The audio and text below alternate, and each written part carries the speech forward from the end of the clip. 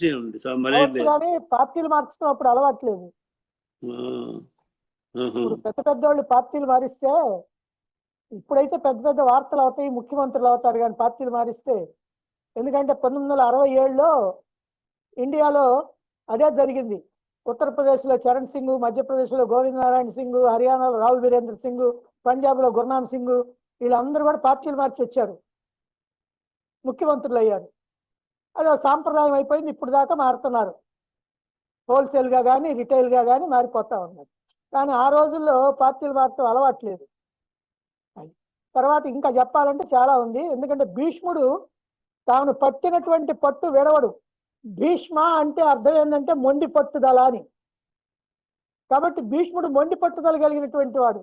రాజ్యానికి ప్రమాదం వచ్చిందన్నా సరే, సత్యవతిని వివాహం చేసుకోవయ్యా అన్నా చేసుకోనన్నాడు.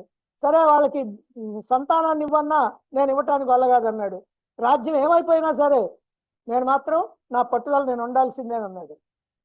అటువంటి పట్టుదల కలిగినటువంటి వాడు గనక ఈ రాజ్యాన్ని నేను రక్షిస్తాను అని చెప్పాడు గనక, అందుకని ఈ రాజ్యం పక్షంలో ఉన్నాడు. ధర్మం కాదని చెప్పాడు, వాళ్ళు వినలేదు. అయినా సరే ఆయన మాత్రం అట్లనే ఉన్నాడు. అది భీష్ముడు ఎక్కడుంటే ద్రోణుడు అక్కడ. భీష్ముడికి ద్రోణుడికి ఆ లింక్ ఉంది. కృపాచార్యుడు కులగురువు, ఆయన మార్తానికి వెళ్ళగాదు.